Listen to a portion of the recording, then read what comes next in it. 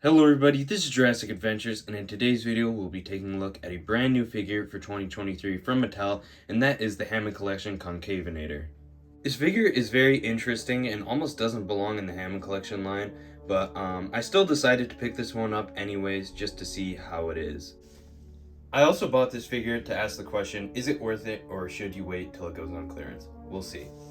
I'm super happy to have this figure early. This one came from Amazon and the retail price was $22. I do not believe it is still up for that price anymore, but just keep checking. They're bound to be back in stock at some point.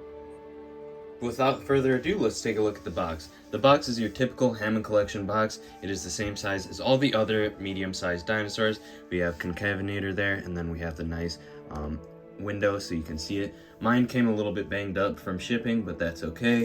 If we flip around to the side here, you can see we have that very cool render as on all the Hammond Collection figures, and then it says Jurassic World Fallen Kingdom, and then on the back here you can see we have the Jurassic World Fallen Kingdom logo again.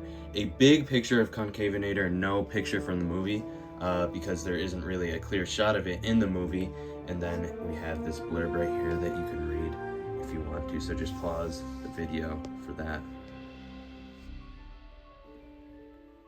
But without further ado, let's open up this box.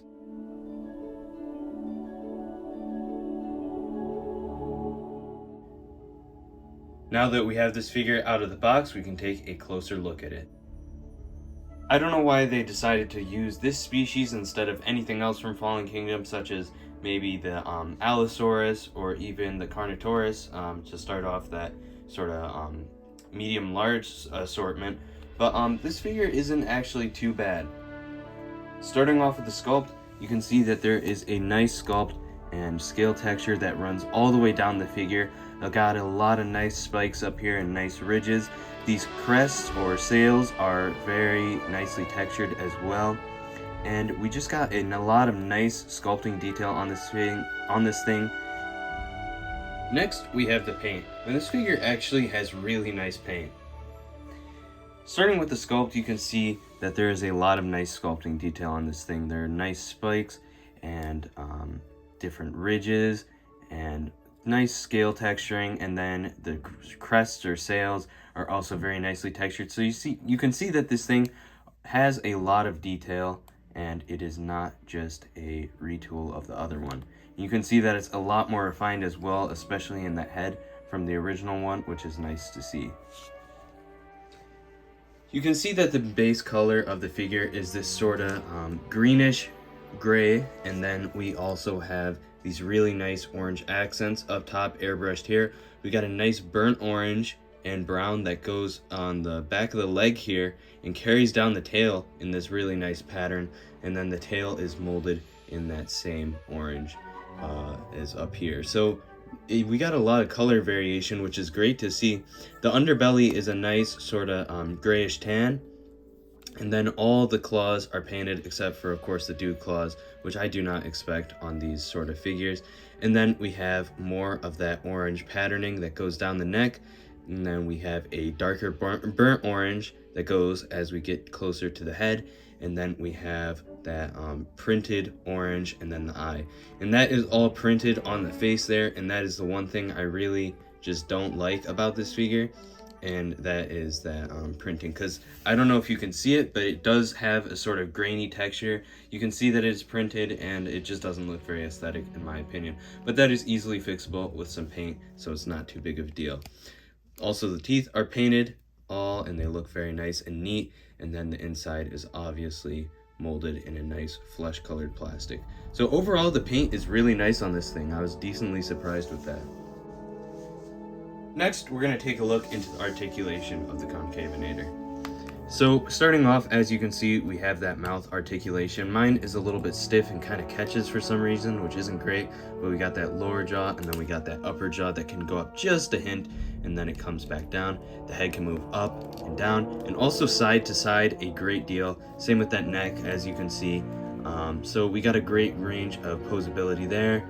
You know, you can get a really sharp angle for looking side to side, which is cool to see. I love that articulation. Next, we have the arms. They can move up and down and out. Same with the elbows, they can move side to side, down, up, and then the hands actually are articulated, which is great to see. We haven't really seen articulated hands on any of the other Hammond Collection figures except for the T-Rex, so it is awesome to see that. I hope they continue with that for the other figures, but these can go side to side, up and down just a little bit as well. This crest up here is actually made out of rubber, which is kind of cool, and then same with the tail. Obviously that's all rubber and articulated. We got a joint at the base right there, but otherwise it's just that bendy wire, and you can bend it however you so please. And then we got the legs. They can go out and then back in. You can go back and forward, and they can go, you know, very good range of motion. They can go 360 degrees there. The knees can go side to side, and then also down and up, and then same with the I guess ankle, you would call this, side to side, up and down, and then the foot can do the same, side to side, and then down and up. So a really nice range of motion and articulation on this figure. I was really surprised by that. Now we can get into a size comparison. Here it is next to Ellie Sattler from the Hammond Collection line. These scale very nicely together.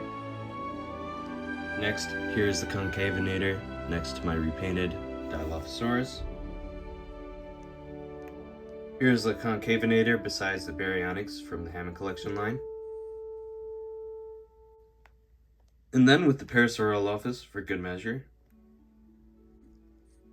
Next up, we got this repainted Stegosaurus.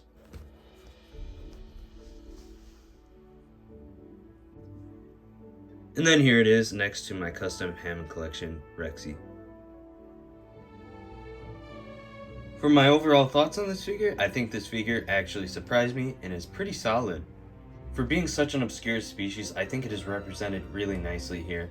You got a lot of nice paint and sculpt going on, as well as great articulation that I really do hope they continue with the other figures coming for this line in 2023.